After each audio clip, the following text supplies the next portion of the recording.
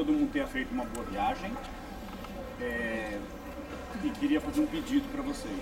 Nós viemos de avião e uma das nossas malas extraviou.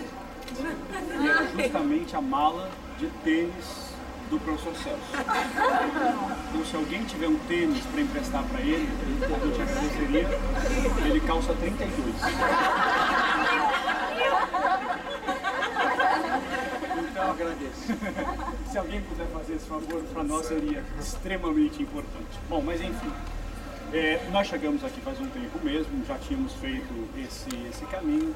E o Rio de Janeiro é engraçado, né? Como a gente tem uma visão, às vezes, completamente equivocada da cidade. Né? A gente está, na verdade, praticamente numa ilha aqui, né?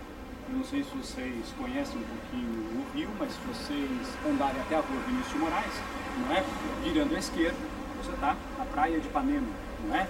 E virando à direita, você está na Lagoa Rodrigo de Freitas, dois dos lugares mais chiques, né, do Rio de Janeiro. E algumas pessoas extremamente importantes viveram aqui nesse bairro. Se você andar um pouquinho para lá, você vai encontrar a rua Júlio de Castilhos, onde vivia o Rubem Braga. Aliás, o Rubem Braga ele vivia numa cobertura e ele queria plantar, não é, um jardim na sua cobertura, mas com árvores pesadas e tal. Tiveram que fazer até um reforço no prédio para que ele pudesse morar lá. O Vinícius viveu aqui muito tempo e onde a gente está especificamente é a rua Nascimento Silva 107, não é? Eu não sei se vocês conseguem ler, mas tem uma placa lá avisando que aqui viveu o compositor, poeta, músico, o maestro Antônio Carlos Brasileiro de Almeida Jobim. E foi exatamente aqui, há 51 anos atrás, que a história da música brasileira começou a mudar completamente. Foi exatamente nesse apartamento da rua Nascimento Silva 107 que ele e o poeta e diplomata Vinícius de Moraes compuseram as canções de um disco chamado Canção do Amor Demais, né? Que na verdade era um disco com a Elisete Cardoso cantando, mas as músicas eram todas de Tom e Vinícius. Com esse disco estava inaugurada a Bossa Nova. Então a gente pode dizer que a gente está no bairro da Bossa Nova e especificamente a gente está muito próximo de onde Chega de Saudade, de onde Eu Não Existo Sem Você foram literalmente compostas. Agora o que é legal é a gente voltar um pouquinho no tempo e entender que essa parceria de Tom e Vinícius começa um pouquinho antes, em 1956. Aliás, amanhã a gente vai assistir a peça, né? Falando um pouquinho do Tom e Vinícius. Vamos ver, não assisti a peça em São Paulo ainda, quais dessas histórias eles vão contar pra gente. Mas em 56, o Vinícius de Moraes teve a ideia de fazer um musical. E isso não era muito bem visto no Itamaraty. A gente tem que lembrar que o Vinícius de Moraes era um diplomata. E o Itamaraty era muito rigoroso com o que os seus diplomatas podiam fazer fora, digamos assim, do serviço. Bom, mas o Vinícius tinha esse espírito. E ele queria, de qualquer jeito, fazer esse musical. Ele foi escrevendo o texto, então, do Orfeu da Conceição e ele precisava de alguém para fazer a música. E aí apresentaram para ele esse jovem maestro, que tinha um nome curioso, né? Antônio Carlos Brasileiro de Almeida Jobim. Parecia piada que alguém que tivesse o sobrenome de brasileiro ia ter tanta importância depois para a música brasileira. Eles fizeram as canções, a peça estreou e não fez sucesso nenhum. Essa que é a grande verdade. A única música da peça que ficou um pouco conhecida, e talvez alguns de vocês conheçam, é o Se Todos Fossem Iguais a Você. Eles quase abandonaram a parceria. O Vinícius, que já tinha tido umas experiências musicais, falou, quer saber? Vou voltar a escrever a poesia tradicional, talvez eu não sirva para música, mas não desistiu. E em 57 veio a ideia de um novo disco. Eles se sentavam aqui, o Tom ao piano, o Vinícius nas letras, e foi assim que começou a gestação desse disco, chamado Canção do Amor Demais. Na época, não era muito comum que o próprio compositor gravasse as suas músicas. E o Vinícius não era cantor, muito menos o Tom Jobim. E aí convidaram uma das maiores cantoras brasileiras da época, Elisete Cardoso, justamente para gravar as canções do Amor Demais. E eles chamaram também um baiano, lá de Juazeiro, mas que também já morava aqui em Ipanema, um tal de João Gilberto Prado Pereira de Oliveira, para tocar violão. E na verdade foi esse trio mais ou menos junto que foi dando uma cara para a bossa nova.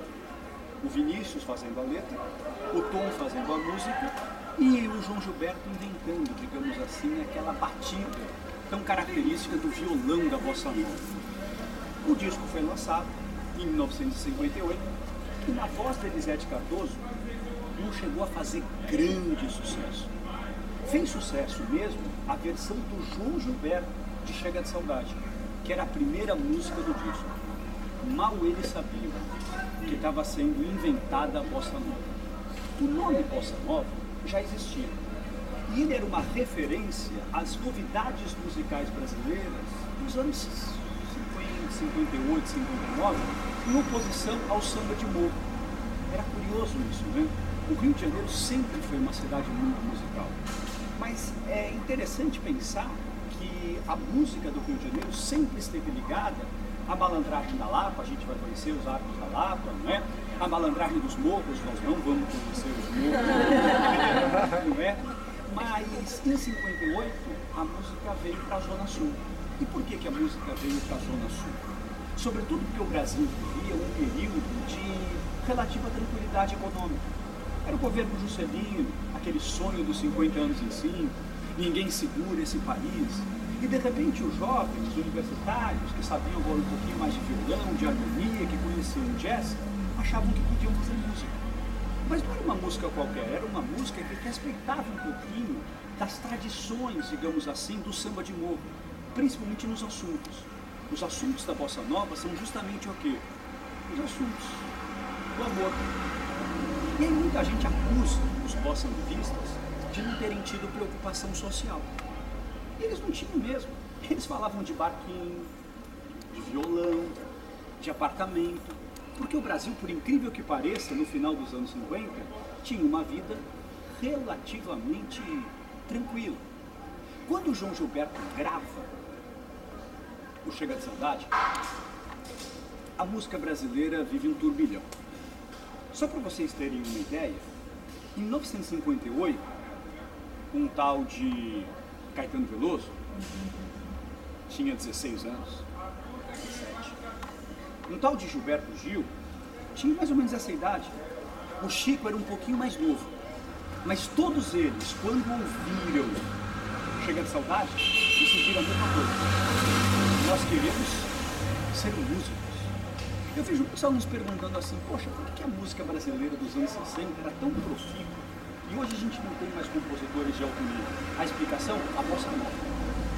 Foi o Tom, o João Gilberto e o Vinícius, aqui nesse apartamento, que fizeram o Chico, o Caetano, o Gil, eram músicos. Eles queriam imitar o João Gilberto. Aliás, a primeira apresentação musical do Chico, lá no Colégio Santa Cruz, é tentando imitar o João Gilberto. O pessoal deu muita risada, achando que ele estava imitando o Juca Chaves, não é? Mas ele mesmo assim não desistiu. E se tornou talvez o maior compositor brasileiro de todos os tempos.